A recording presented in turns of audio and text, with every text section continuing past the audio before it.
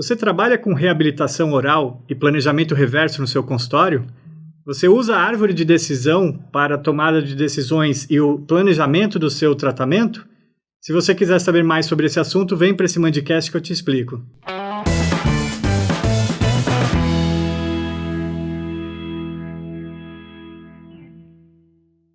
Olá pessoal, sejam muito bem-vindos a mais um episódio do Mandicast, o episódio agora número 6, onde eu tenho o prazer de receber aqui os professores da São Leopoldo Mandic, professor Marcelo Lucchesi Teixeira, mestre e doutor em prótese dentária pela USP, professor da pós-graduação aqui da São Leopoldo Mandic, e o professor André Antônio Pellegrini, mestre em implantodontia pela Unisa e doutor em ciências médicas.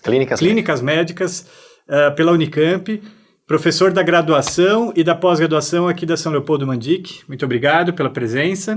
Eu agradeço. Hoje nós vamos tratar aqui, nós temos um implantodontista e um protesista. Nós vamos falar de reabilitação oral. Esse é o assunto de hoje. E quem quiser continuar assistindo os Mandicasts, que vai ao ar toda terça-feira às 19 horas, pode se inscrever no canal da São Leopoldo Mandic para receber os avisos dos novos vídeos e dar um like no nosso vídeo aqui. Então, muito obrigado pela presença de vocês, professores. Na semana passada nós conversamos sobre odontologia digital, né? O que acho que a odontologia digital já é o presente, né? Nem mais o futuro, né? Como é que essas novas tecnologias elas estão impactando a execução do tratamento na visão de vocês? Bom, do ponto de vista cirúrgico, que é a área em que eu mais atuo, essa questão digital, ela realmente vem rompendo algumas fronteiras, né? Hoje em dia a gente consegue trabalhar com procedimentos cirúrgicos menos invasivos e também com um tempo de tratamento mais curto, né? Do ponto de vista protético também a repercussão é importante, não é, Marcelo? As novas tecnologias elas têm impactado de várias formas, né? A primeira é o conforto do paciente. Então, hoje os procedimentos têm sido mais curtos, menos invasivos, menos dolorosos, então o bem-estar do paciente está sendo levado cada vez mais em consideração, né? Outro lado também tem a ver com os planejamentos, quer dizer, hoje você faz uma boa parte do tratamento sem o paciente na cadeira, né? Você faz ele virtualmente, de várias formas, então você se dedica, o dentista se dedica ao mesmo tempo ao paciente, mas o tempo que esse paciente fica na cadeira é muito menor. Então as tecnologias têm impactado e está mudando a forma de se trabalhar devido a essas novas tecnologias, tanto do ponto de vista de procedimentos quanto do ponto de vista de planejamento. Mas isso, então, significa, você disse, menos invasivo. Como que é menos invasivo com as novas tecnologias? O que significa o menos invasivo? Hoje em dia, a gente consegue planejar um procedimento cirúrgico de instalação de implantes, por exemplo, de maneira virtual.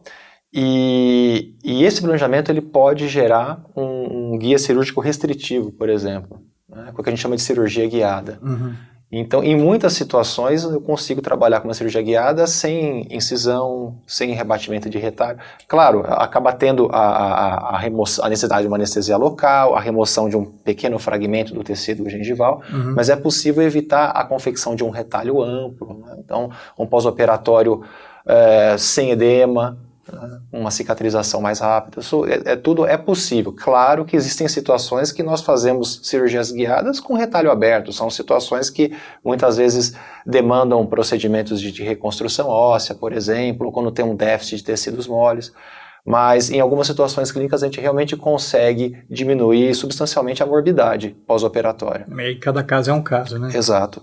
E nesse contexto, para você fazer, o planejamento prévio é importante, inclusive com o planejamento protético. Fundamental, é fundamental. Quer dizer, hoje, o ideal é você dedicar muito tempo ao paciente, então fazer uma bela coleta de dados, né, do ponto de vista físico e virtual, e depois se dedicar e tratar até esse paciente virtualmente, e depois, quando for levar para a boca, muito menos tempo de dedicação, muito menos tempo de conduta. Então, o paciente está sendo tratado sem instalar. Uhum. Isso já é uma realidade hoje. Mas esse tratamento virtual que você está dizendo é trabalhar com as tomografias, com outros escaneamentos e tudo mais? Sim. Isso demanda aí de um novo conhecimento, talvez, para o dentista, que a maioria ou alguma parte ainda não tem. Como que está isso hoje? Nós conversamos sobre odontologia digital semana passada, mas eu queria saber da visão de vocês. Então, vocês acham que o dentista de hoje ele vai precisar se atualizar, ele vai ter que entrar nesse mundo? Vai precisar. Ele precisa ter acesso a essas novas tecnologias e além disso, ele precisa trabalhar em equipe. Né? Nós estamos aqui conversando hoje sobre reabilitação oral e foi convidado um cirurgião e um protesista. Né? Isso não é à toa. É difícil, hoje em dia... difícil não, praticamente impossível uma clínica de reabilitação que não tenha uma equipe com o cirurgião, com o protesista, com o ortodontista, né? Uma equipe multidisciplinar.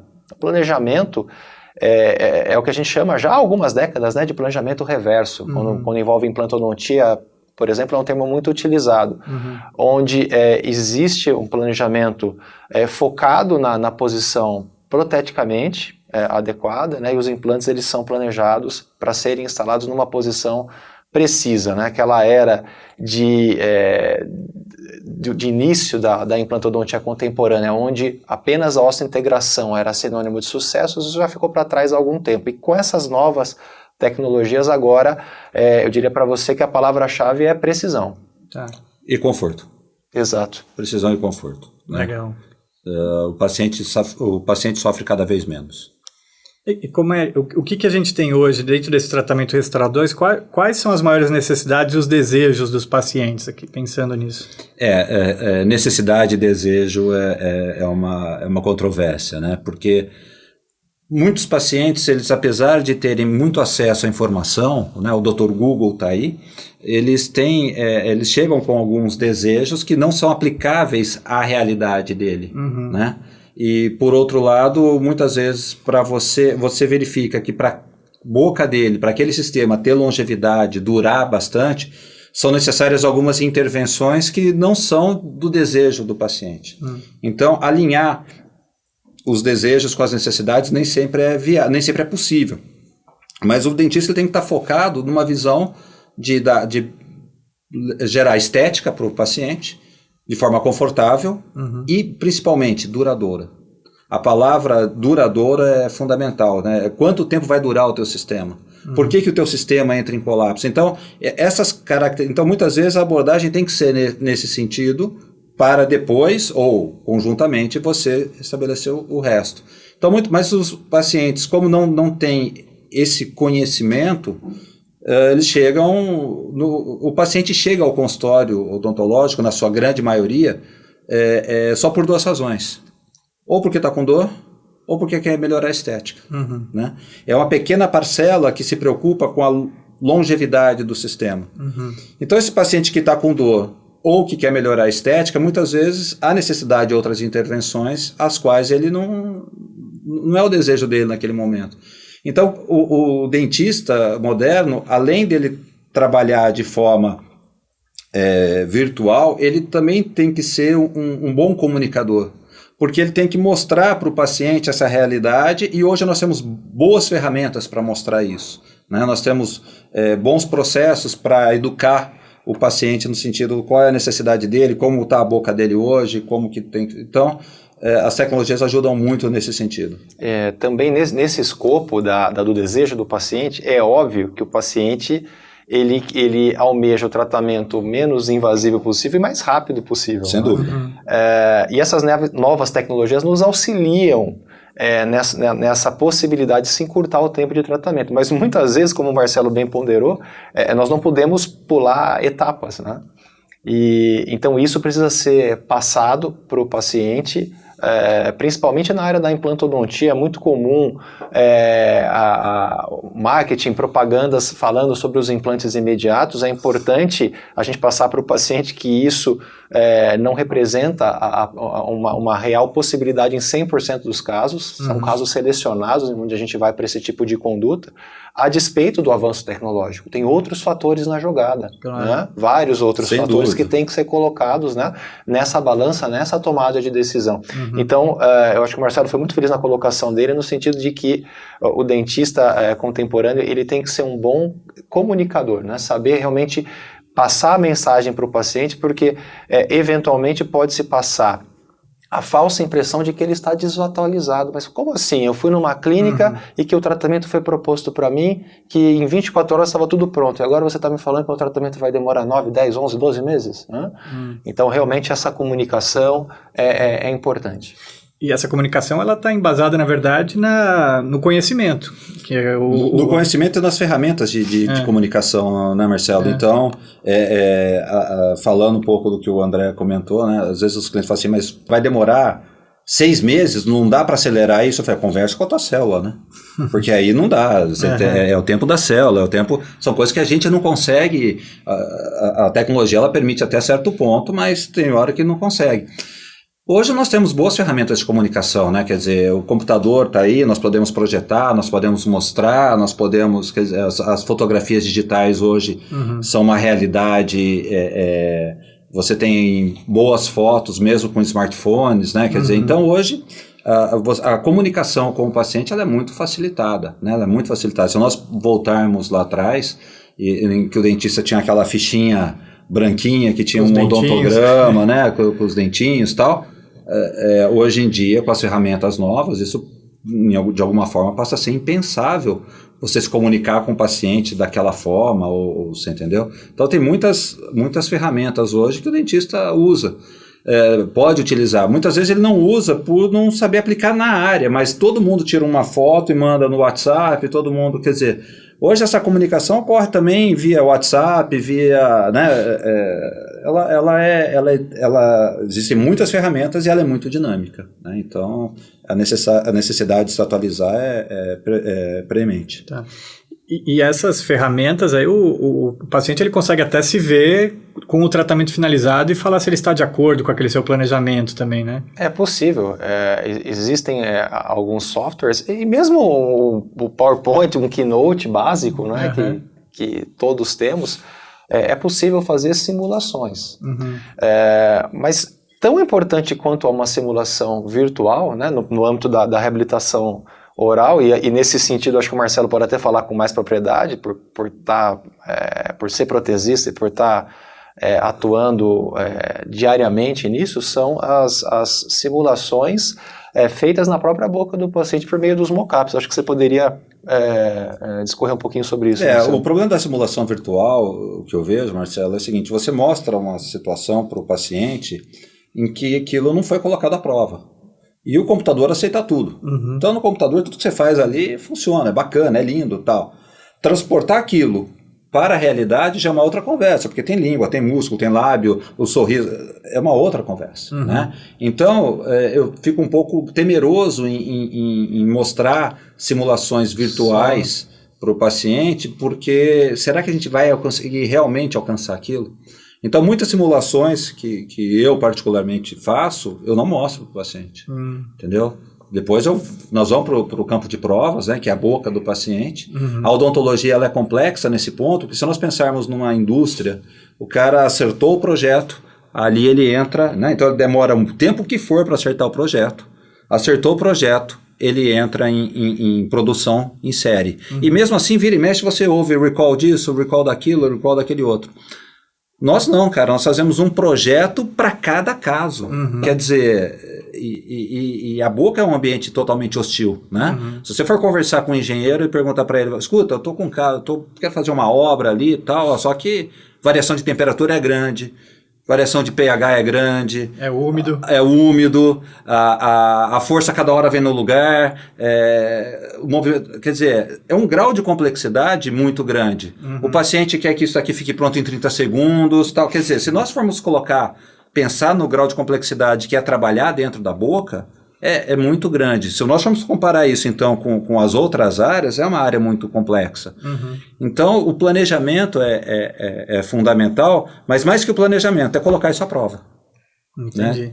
Que aí seriam os mock-ups. Os mock-ups, as técnicas de mock-up. Que tem várias, diretas, indiretas, com vários materiais e tal. Mas as técnicas de mock-up. Né? E aí podemos fazer testes funcionais, estéticos, fonéticos, essas coisas todas. E falar em interdisciplinaridade, quer dizer, nós temos na nossa equipe, trabalhamos com fono, E uma das nossas pesquisas está em avaliar a fonética nos diferentes casos, tal. Então, quer dizer, o que o André falou de interdisciplinaridade é cada vez maior, né? E o que vocês têm visto nesse trabalho com a fono? Já tem algum dado que dá para a gente extrapolar? Nós estamos determinando a posição da borda incisal porque quando nós vamos fazer uma reabilitação, um dos desafios é a posição correta dos dentes da frente, porque são eles os principais responsáveis pela estética e também pela proteção. Então, determinar a posição exata, tridimensional desse dente é um desafio, né? E existem várias formas para nós determinarmos isso. E uma das formas nós estamos avaliando pela fonética. E é legal porque os casos que nós fizemos e que nós temos documentado tal, quando nós fazemos pela fonética e pela estética, o resultado é exatamente o mesmo. Então as coisas estão fechando, né? Então, quer dizer, é mais uma coisa que o dentista, se ele quiser se diferenciar, é mais uma coisa legal, quer dizer, você usar a fonética como uma ferramenta de avaliação, como uma ferramenta de avaliação do teu resultado, né? E direcionar a partir daí. Então eu vejo essa relação com a fono cada vez mais próxima. Legal.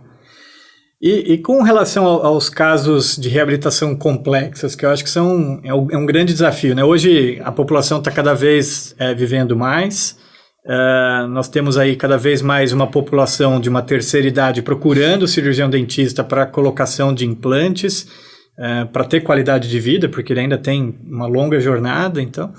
Só que muitas vezes esses casos são extremamente complexos, né? Precisa de uma intervenção cirúrgica muito grande antes disso. Como é que vocês têm abordado esse tipo de tratamento? Bom, é comum esses pacientes que tiveram perda dentária por muito tempo, a longo prazo, é muito comum ter um processo de atrofia óssea, né? Isso não quer dizer que, invariavelmente, Marcelo, nós temos que indicar procedimentos de aumento ósseo. Em algumas situações, é possível instalar implantes mesmo com algum nível de perda óssea. Agora, claro que existem situações limítrofes onde essa perda óssea ela sobrepuja mesmo, né, a possibilidade de instalar implante, e aí procedimentos realmente mais invasivos são necessários. Então, eu dividiria, assim, essa área aí, essas indicações de aumentos ósseos em dois grandes grupos, numa análise bem básica, né? Aquelas situações onde eu aumento o tecido para obter estética, né? O que talvez não seja tanto a pegada desse público, né? Mais idoso, e as situações onde eu realmente preciso fazer o aumento ósseo para ancorar implante, não só por estética, mas porque realmente não seria possível eu ter uma ancoragem para poder colocar carga, para poder reabilitar o paciente de uma maneira mais ampla, né? Existem várias técnicas. Hoje em dia nós temos um armamentário muito interessante de biomateriais substitutos ósseos. Né? Até pouco tempo atrás, eu quase que invariavelmente eu tinha que ir por uma fonte doadora do meu paciente. Se não fosse muita coisa, era intraoral, do mento, né, do ramo mandibular. Se fosse muita coisa, eu tinha que internar o paciente, levar para geral, entrar com o ortopedista, né, ter uma abordagem cristilíaca. Eu sinceramente, eu não me recordo a última vez que eu entrei no hospital para fazer um ilíaco, né, para fazer uma reconstrução muito ampla, né. Então, nós temos aí no nosso armamentário, no nosso portfólio, substitutos ósseos, mas em algumas situações o defeito é tão crítico que ainda existe a necessidade de remover o osso do próprio paciente. Mas entenda que a gente diminuiu muito, né, a casuística de pacientes que realmente demandam a reconstrução com osso removido, principalmente de fonte extraoral. Acho que esse foi um grande avanço na área cirúrgica da implantodontia com relação à diminuição de nível de morbidade. Legal. Eu vi que vocês publicaram um trabalho que faz até uma classificação do tipo de defeito e que tipo de abordagem. É verdade, porque a gente observou que a literatura científica ela era carente de uma classificação, mais do que uma classificação, do que guidelines, né, do que diretrizes para nortear, para auxiliar o cirurgião na tomada de decisão. Até que ponto ele pode ir com biomaterial substituto ósseo e a partir de que ponto a indicação do enxerto autógeno, né, do próprio paciente seria imperativa. Então essa classificação, ela ajudou bastante nessa tomada de decisão, porque para estabelecer esses guidelines, essa classificação que nós publicamos em 2018, nós usamos o nosso banco de dados, né? Nós fizemos uma análise retrospectiva do número grande de procedimentos realizados e, de acordo com os índices de sucesso e insucesso que nós obtivemos em cada tipo de defeito, com cada tipo de biomaterial, foi em cima desses resultados, dessa coleta de dados, que nós estabelecemos essa classificação. Então, realmente, é algo muito útil para o clínico. Legal, porque aí ele já tem um parâmetro. Se tem X aqui de defeito, não adianta você ir apostar, porque provavelmente vai dar errado. É mais ou menos isso. Exatamente. Porque ao categorizar, né, os defeitos ósseos e ao fazer uma correlação com a técnica cirúrgica necessária, né, a gente consegue, além de indicar a técnica cirúrgica, ter diretrizes que são indicativas de resultados positivos ou negativos. Né? Então, isso fecha eu não diria um consenso, mas uma conduta com embasamento científico. E o que a gente observava é que realmente o clínico ele carecia desse embasamento. Existiam muitas classificações de defeitos, mas que apenas categorizavam os defeitos sem ter uma implicação, sem ser uma indicadora de técnica cirúrgica ou de tipo de enxerto ósseo que você deveria utilizar. Então, nesse aspecto, eu acho que essa classificação, a REC, ela auxiliou bastante o cirurgião. Legal. O que significa REC? REC é a sigla em inglês para aumento ósseo horizontal. Por que nós focamos numa classificação para aumento ósseo horizontal, Marcelo? Para defeitos de cavidades, um alvéolo, um seio maxilar, uma cavidade cística, é consenso na literatura que não é necessário usar um enxerto autógeno. Então, praticamente todo cirurgião hoje vai para biomaterial em cavidade. Porém, para aumento ósseo aposicional, que seria ou horizontal ou vertical, a gente só tinha consenso para o vertical. O vertical você precisa de autógeno, mas o horizontal nós não tínhamos consenso. Por quê? Porque pode dar certo e pode dar errado. Então, eu acho que o grande mérito dessa classificação foi chegar num parâmetro, olha, até aqui o aumento ósseo horizontal dá para você ir com biomaterial, substituto ósseo, e daqui para frente não dá, porque realmente a grande confusão eram nos enxertos aposicionais horizontais, por isso que a gente focou em aumento horizontal. Aí ele te dá uma previsibilidade. Dá. Norte. Eu queria comentar, porque essa classificação, na verdade, ela é consequência, Marcelo, de uma abordagem que nós temos. Nós temos um foco muito grande na tomada de decisão.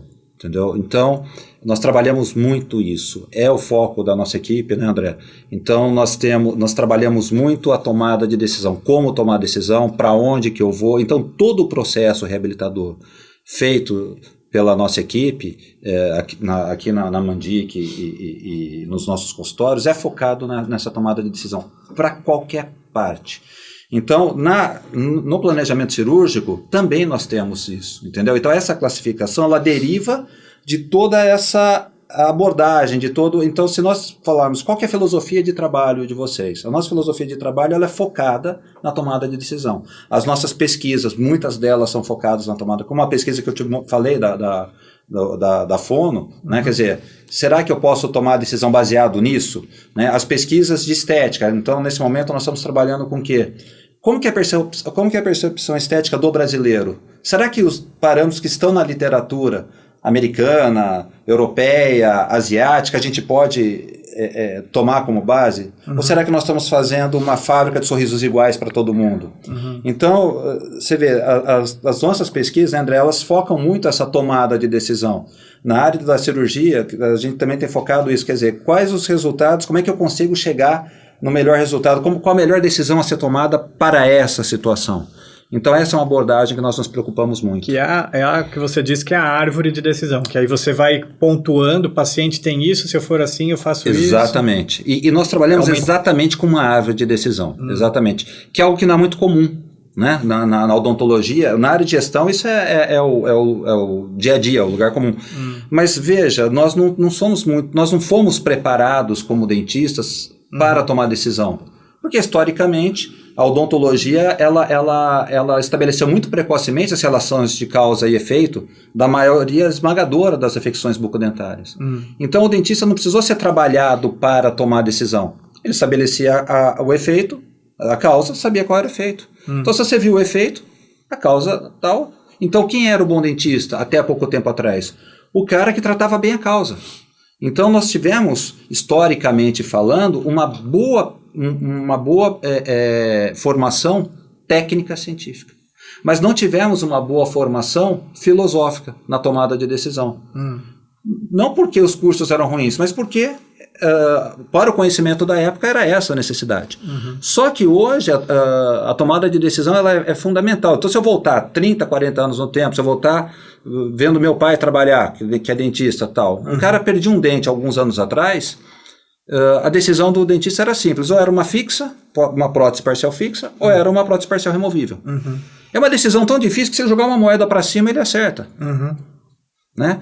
Hoje, se você perder um incisivo lateral, André, esse dente do lado, quantos parâmetros você tem que utilizar? Altura de lábio, altura do... O André acabou de falar de altura do osso, espessura do osso, tipo de gengiva, a cor do dente, que material, que implante que eu vou utilizar, ele é largo, ele é estreito, Então veja, hoje, para um dente que perdeu, olha a quantidade de dados, olha a quantidade de informações que nós temos para tomar. Decisões que você tem que tomar. E muitas vezes, e boa parte das vezes, muitas vezes, para não falar todas, a gente faz isso de uma forma empírica, sem ter árvores de decisão. Deu para entender? Sim. Então, o nosso foco, como equipe e tal, foi trabalhar, e é trabalhar nisso, é validar essas decisões. Então, a nossa preocupação é isso. Voltando para a questão da tecnologia, nós estamos utilizando a tecnologia dentro dessas árvores de decisão. Por isso que eu falo que hoje é cada vez mais comum nós tratarmos o paciente fora da cadeira. Tratarmos no sentido, como que eu vou tomar essa decisão, os parâmetros são esses, eu tenho todos os parâmetros adequados para tomar a decisão, tal, posso simular um tratamento, você entendeu? Entendi. Isso leva tempo, mas o paciente está sendo tratado sem estar na cadeira. Uma das perguntas é como é que nós vamos monetizar isso, como é que vai ser feita a cobrança disso, porque nesse momento... Provavelmente, se você está sendo tratado e você não está lá no consultório. Então, para você, isso é muito legal. Para o paciente é muito legal, mas vamos pensar, se ele pensar só financeiramente, mas ele cobrou X para ficar 5 minutos na cadeira? Para ficar 15 minutos, meia hora na cadeira? Não. Ele está na cadeira meia hora, mas o dentista está dedicado a ele muito mais do que isso. Né? Então, essa mudança de conceito também, essa mudança de comportamento também está em andamento. Né? E essa mudança de conceito gera até um conflito de gerações. Né? Eu tenho pai dentista, você também, formados, o meu na década de 1960, acho que o teu 70. E é interessante porque isso deve ter acontecido contigo já, de eu estar no escritório, no computador, fazendo um planejamento, né? E meu pai entrar lá e falou assim, poxa, mas você não vai trabalhar? Eu falei, não, mas eu estou trabalhando. Porque para eles, trabalhar é estar no mocho. É estar no mocho, né? Com o paciente com a boca aberta. Isso é interessante a gente abordar, Marcelo. Vou até sugerir uma conversa com alguém de gestão, porque o dentista ele é ressarcido, né? Ele é pago por... Os honorários dele são de acordo com procedimentos. Mas o planejamento, o diagnóstico, que é fundamental, ele não é um procedimento. Você vai lá, vou vender um diagnóstico.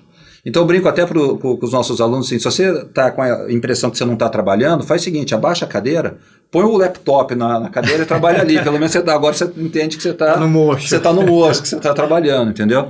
Mas é uma mudança de conceito oriundo das novas tecnologias, né? Que legal. Então isso significa que tudo...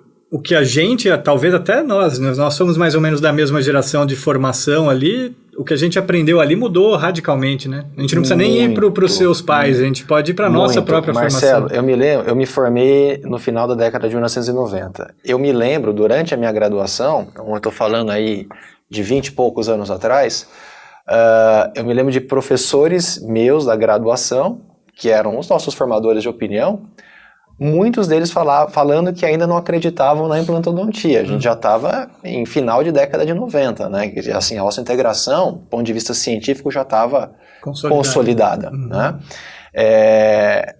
Hoje em dia, a extrapolação dos resultados científicos para a clínica, eles são mais rápidos. Onde eu quero chegar? A osseointegração que foi ali muito bem estudada a partir da década de 1960, ela precisou de 30 anos para ser consolidada. Né? Agora, um planejamento digital, né? A cirurgia guiada, né? A gente está trabalhando há menos tempo, isso já é uma uma realidade. Então, realmente, a evolução científica, ela vem sendo trazida para a clínica de uma maneira um pouco mais rápida do que antigamente. Então, os conceitos estão mudando. Então, existe uma mudança de paradigmas importante nesse sentido, né, Marcelo? A velocidade está muito mais rápida, né? Com certeza. Sem dúvida nenhuma. A tua pergunta foi muito legal, porque se eu pensar na odontologia que eu aprendi, eu aplico muito pouca coisa hoje. Muito pouca coisa. A maneira de trabalhar, então, muito pouca coisa. Né? Mas é importante, aí você vai falar assim para mim, Marcelo, mas então é importante o aluno, né, o dentista, estar se atualizando o tempo todo? Isso não é importante, isso é imprescindível. E também é imprescindível que ele tenha uma base muito sólida. Então, quer dizer, é fundamental que a faculdade dê uma base muito sólida, especialmente nas áreas básicas. E paradoxalmente, é a área que os alunos menos têm interesse. Né? Mas todas se nós pegarmos hoje o que tem de mais moderno, de inovação técnico-científica, de tecnologia, ela está baseada onde? Nas áreas básicas. Né? Então, toda a inovação... Então, se eu quero me diferenciar, eu tenho que ter uma formação muito sólida e uma característica de poder aprender sem... Porque a hora que eu sair da faculdade, eu vou ter que nadar por minhas próprias... Tudo bem, eu posso fazer cursos e tal, mas eu vou ter que aprender nadando sozinho, né? Fazendo cursos, lendo. Hoje existem várias plataformas. Nós estamos aqui numa plataforma de divulgação de informação, essas coisas todas. Mas duas coisas ficam muito nítidas para mim, André. A sua formação muito sólida, do ponto de vista de matérias básicas mesmo, muito negligenciado na odontologia, infelizmente, e a necessidade de se atualizar o tempo todo. Com critério. Não é porque foi lançado que é bom. Sim. Não é porque o cara está falando, Isso. Não é porque o cara fala bem que aquilo é bom. Né? Então, nós temos que incutir nos nossos alunos também a importância de ter senso crítico. Concordo. E um senso crítico baseado em evidência. Então, nesse ponto, eu vou puxar um pouco a sardinha aqui para o lado da Mandic, porque eu sei que essa preocupação ela vem desde o primeiro dia de aula da graduação. Né? Quer dizer, formar dentistas com senso crítico baseado em ciência. Né? Isso eu vejo claramente.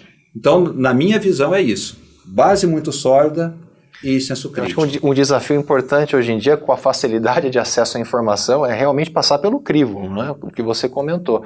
Qualquer técnica ou qualquer procedimento você consegue observar no YouTube, né?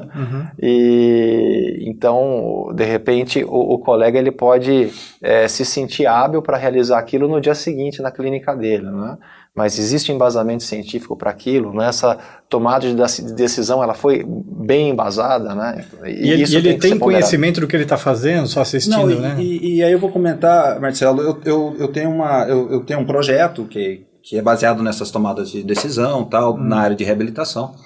E esse projeto é uma startup, tal, está gerando uma startup. E dentro da startup, dentro do processo disso daí, existe um processo chamado Design Thinking, onde nós vamos pensar o produto, né? Porque no nosso caso específico nós desenvolvemos isso ao longo da nossa vida, né? Nos nossos cursos e consultórios, e agora nós estamos transformando isso de forma digital, não o contrário, não começou digital, né? Mas dentro desse processo, dentro do Design Thinking, existe um momento que você faz as chamadas entrevistas de empatia. Então, eu entrevistei muitos dentistas. Dentistas mais velhos, mais jovens, dentistas bem-sucedidos, frustrados, dentistas muito focados, sem tanto foco, no serviço público, no serviço privado. E uma coisa me chamou muito a atenção e me preocupou muito. Você sabe onde que os meninos estão buscando informação? Onde que os dentistas mais jovens estão buscando informação? No Instagram. Aí eu faço, a partir do momento que eu vi isso, eu comecei a fazer uma experiência. Toda vez que eu vou dar uma palestra, eu fazer uma experiência, eu peço para todo mundo abrir um Instagram. Abre o seu Instagram e eu dou 1 minuto, que é uma eternidade. Eu dou 1 minuto para eles curtirem as fotos. Então, em 1 minuto, o cara curte, sei lá, 12 fotos, 15 fotos, sei lá quantas fotos. Tá, gostei, essa eu não gostei, gostei e tal. Veja, o teu cérebro está tão acelerado naquele momento que quando eu coloco no Instagram um vídeo de 1 minuto, dura uma vida. Você está tão acelerado que você não consegue se concentrar mais que aquilo. Então 1 minuto está além da tua paciência. Agora vamos pensar em casos de complexidade. Vamos pensar em procedimentos qualquer. Você acha que você consegue passar uma informação de qualidade em 1 minuto? Claro que não. É aí que está o gap. É aí que está o gap. E aí, voltando para uma pergunta que você fez, dos casos de alta complexidade. O que a gente vê aqui na nossa instituição? O que a gente vê no nosso consultório? Que muitos casos que deram problemas são o quê? São casos de alta complexidade ou de uma complexidade mais alta que foram tratados de uma forma mais superficial. Então, em médio prazo, aquilo colapsou de vez. Então, a primeira coisa que nós... E não é só o paciente mais velho, de todas as idades. Porque discrepância anatômica todos temos. Claro. Né? Então, a primeira coisa que nós temos que fazer, o que é? É classificar adequadamente a complexidade daquele caso. E a partir daí, se eu não dou conta no sentido... Porque tem a ver também com modelo de negócio, as coisas assim. Mas... aquele caso tem que ser tratado dentro daquela complexidade. Se eu estou tratando um caso de uma complexidade maior com uma abordagem mais simples, o resultado é simples, é fracasso a médio prazo. Então, quando você junta isso agora com o Instagram, olha como é que eu faço essa reabilitação. Em 1 minuto o cara passa como fez a reabilitação.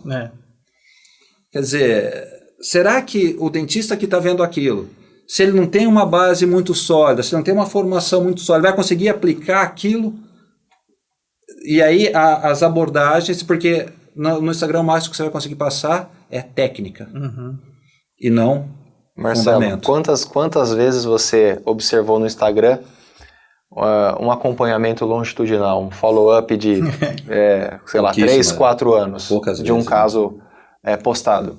Eu não consigo me lembrar. Desse caso de 1 minuto, ele não então, volta quer dizer, depois. Está demonstrado ali a técnica, mas tem longevidade, né? E outra, está confortável para o paciente, né? Como é que está a função disso, né? Então, isso não é mostrado, né? Isso é o dia a dia. Então, o resultado disso é frustração. De todos. Frustração e prejuízo. Né? Prejuízo financeiro e emocional. Né? De todos. O paciente chega em frangalhos para a gente. Né? O dentista fica frustrado. E gasta-se muito tempo no retrabalho.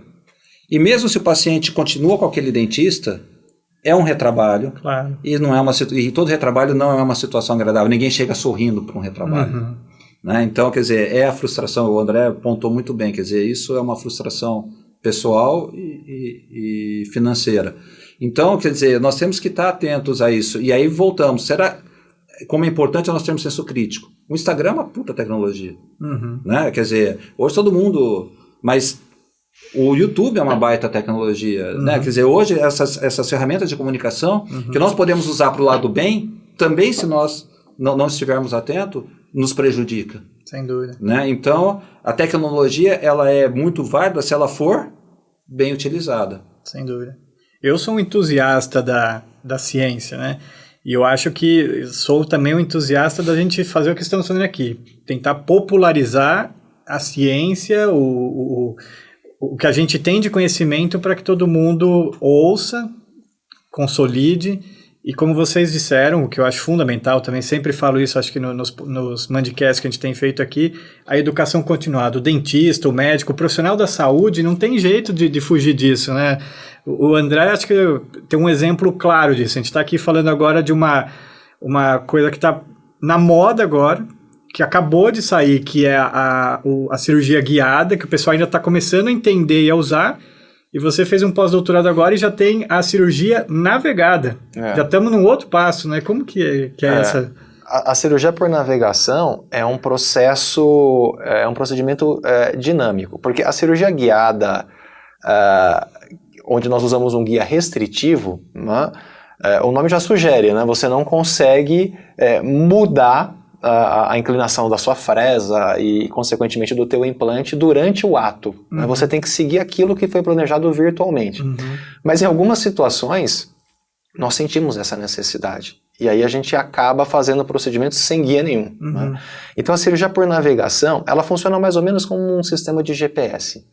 Então você consegue, claro, você faz um planejamento, né, virtual, então, inclusive, utilizando as tomografias, né, o arquivo DICOM, de uma maneira muito parecida com o planejamento da cirurgia guiada pelo guia restritivo. Né? Vamos chamar de cirurgia guiada a de guia restritivo e a por navegação a cirurgia guiada dinâmica. Tá?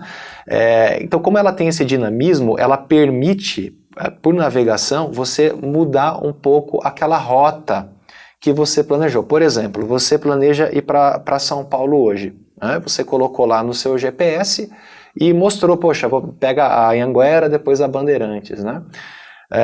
Mas agora você está na saída aqui de Campinas e você vê, poxa, tem um tráfego ali, escutei na rádio, tem um acidente, não, eu já vou pegar a Bandeirantes direto, né? Então, quer dizer, é uma mudança de rota, você vai chegar no mesmo local, mas você não está engessado.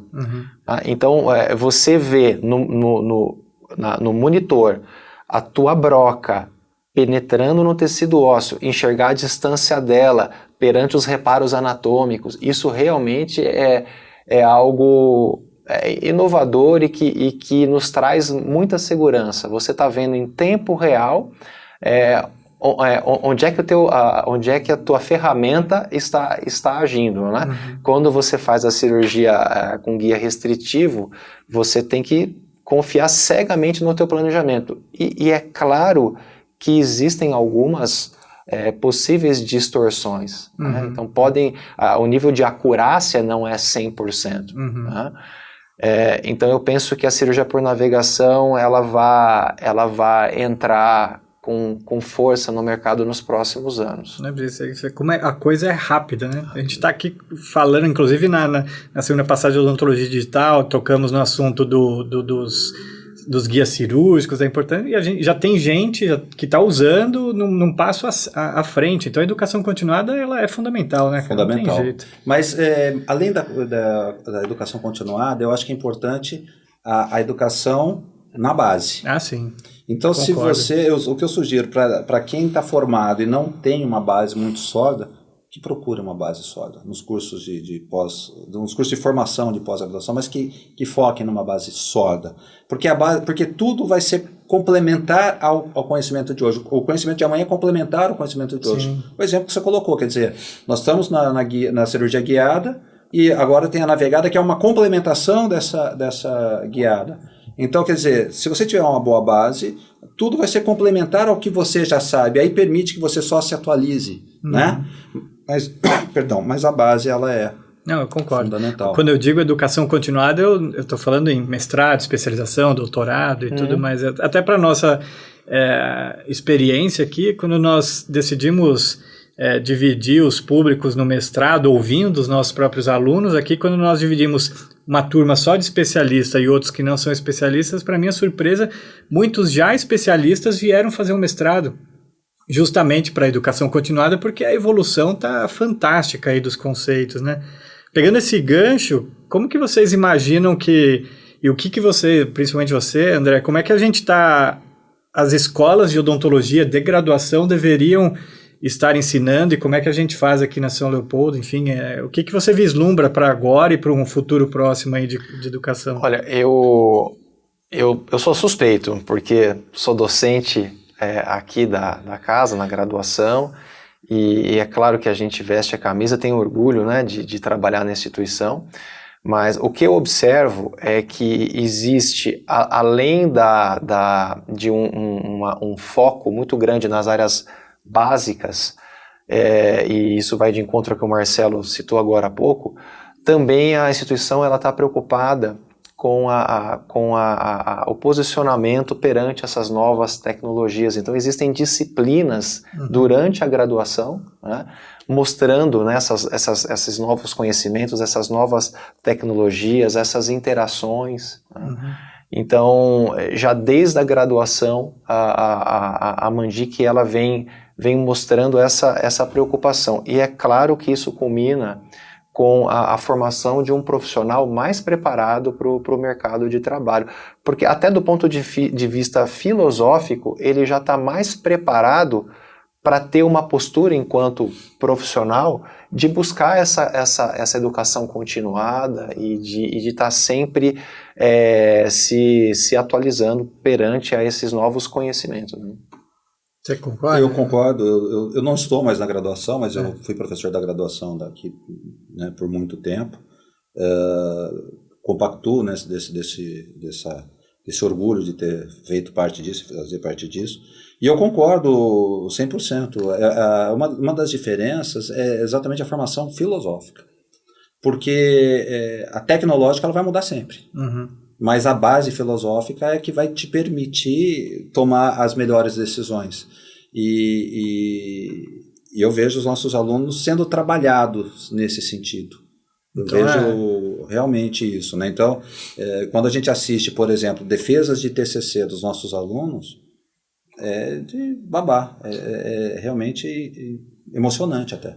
Mas aí então, generalizando para todas as outras instituições, pensando na odontologia brasileira, né, na formação dos nossos próximos dentistas, o que a gente precisa repensar, pensar, mudar, não sei, cada uma tem uma realidade. É de se aprofundar nesse campo digital, nessa tomada de decisão. O que vocês acham aí? O importante é o link. Isso eu vejo a Mandic fazer com primazia. Linkar. O Marcelo, eu acho que ele focou bem a questão da área básica. Né? Vamos pegar, por exemplo, a tua área, imunologia. Né? Quando o aluno da graduação ele vai para uma disciplina, por exemplo, uma disciplina clínica como a periodontia, o aspecto imunológico da doença periodontal é abordado. Uhum. Vamos pegar uma área básica da histologia.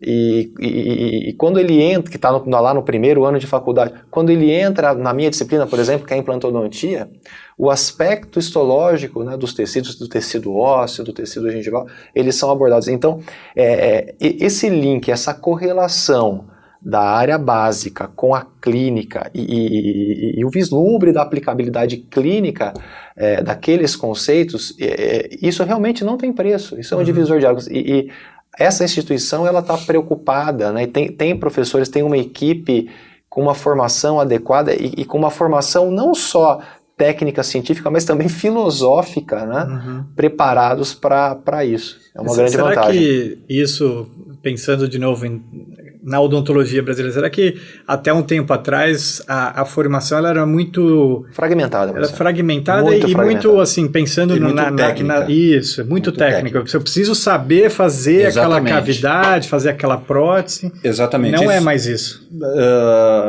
Não é que não é mais isso. Ela tem que ser isso também, mas isso não é mais suficiente. Uhum. Aquilo que eu falei, quer dizer, antigamente o bom dentista era o bom restaurador, era o bom removedor da causa, era o bom solucionador da causa. Uhum. Hoje o escopo é muito maior. Então, a parte técnica ela é importante, até porque a habilidade ela vem de um treinamento, ela vem de horas de ação, né, de horas de uso. Agora, a formação filosófica ela é importante e eu vejo isso cada vez mais importante. Trabalhar na tomada de decisão, trabalhar na base. Então, eu acho que precisa ser repensado os cursos de odontologia e eu penso isso de uma maneira geral. Não dá mais para formarmos dentistas, na minha visão pessoal, com um conteúdo como eu me formei, e baseado só em técnica, entendeu? Então eu saí muito bom tecnicamente dentro, lógico, das limitações de um curso de graduação. Claro. Mas eu tive muitas horas de treino, né? Hoje, as horas de treino elas são importantes e eu acho que não tem outra forma de aprender, não sei treinando. Mas a formação filosófica ela é fundamental. Na minha visão, ela é fundamental. E dá muito foco na área básica. Isso eu penso Porque a partir dali, passa a ser tudo complemento, entendeu, Marcelo? Essa é a minha visão pessoal. Passa a ser tudo complemento. Então, menos técnico, o técnico tem que ser feito, lógico que tem que ser feito, mas também trabalhar outros aspectos que não eram trabalhados. Bacana. Eu acho que uma última pergunta para a gente poder encerrar, que também vocês dois são professores da pós-graduação, do mestrado, trabalham bastante com pesquisa e estão no mestrado profissional, que tem uma interação bastante grande com a indústria. Essa revolução que vocês têm feito em alguns projetos dentro da implantodontia, para melhorar os produtos que você citou, os biomateriais, isso também tem alguma repercussão nos próprios implantes, né? Que a gente tem aí uma forma e função já está meio estabelecida e as empresas, ao meu ver, elas têm trabalhado bastante nesses tratamentos de superfície para justamente trabalhar com o aspecto biológico do paciente para tentar diminuir o tempo de osseointegração e tudo mais. E até esse ano, um dos trabalhos que você desenvolveu junto com alunos de mestrado foi premiado no congresso da SBPQO, justamente com essa interação com a indústria. O que foi que vocês conseguiram fazer nesse trabalho? Esse foi um trabalho desenvolvido em parceria com uma empresa nacional de implantes.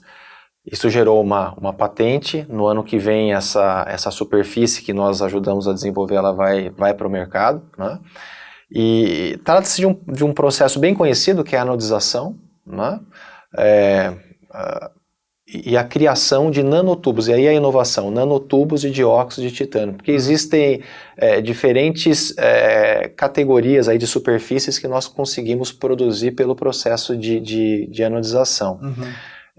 E o que a gente criou em parceria com o pessoal da engenharia lá da Unesp, do campus de Guaratinguetá, com o pessoal da engenharia de materiais, foi a criação de uma superfície com nanotubos de dióxido de titânio. E o que a gente observou em vivo, né, em modelo animal, foi não só o aceleramento para a obtenção da osseointegração, mas também a maximização da osseointegração. Então, mesmo depois de longo prazo, a gente tem um nível de contato do osso neoformado com o titânio maior, né? E essa inovação, ela abre um leque importante, Marcelo, porque como são nanotubos de ensaio, e a gente pode colocar alguma coisa ali dentro, né? Então, a partir dessa inovação, nós podemos contribuir com outras inovações, outros fármacos sendo utilizados ali dentro, talvez atuando como um mecanismo de dispositivo de liberação lenta e controlada, ajudando talvez na melhoria ainda maior da osseointegração, talvez para diminuição da problemática relacionada à contaminação bacteriana, à periimplantite. Então realmente abre um leque muito grande. Pensando nisso, até você pode até pensar num tratamento personalizado, por exemplo, eventualmente uma pessoa que tem osteoporose, você ter um tratamento superfície com nanotubo carreando alguma coisa para facilitar para aquele paciente. Exatamente, a gente consegue customizar. É claro que num primeiro momento, pensando agora com a cabeça do empresário, né, que fez a parceria com a gente, né, para um processo fabril, nós vamos trabalhar com os nanotubos não impregnados, né, de uma maneira para todos, né, para toda a população, mas isso é algo que pode e que nós já estamos começando a fazer isso, mas é claro que ainda na academia. Claro, né? Claro. Muito bom. Queria agradecer mais uma vez aqui, esse ótimo papo, foi muito bacana, um papo de A a Z aqui da reabilitação oral, da implantodontia na prótese, tomada de decisão, e acho que desses aspectos mais filosóficos e de Instagrams, acho que foi ótimo. Queria agradecer demais, professor André, professor Marcelo. Obrigado. Pessoal, muito obrigado aí por ter participado desse Mandicast. E fica de novo o convite para você se inscrever no nosso canal para acompanhar semanalmente uma conversa aí com os nossos professores aqui da Faculdade São Leopoldo Mandic. Muito obrigado, um abraço. Legal, hein? Gostou? Foi, joia. Obrigado.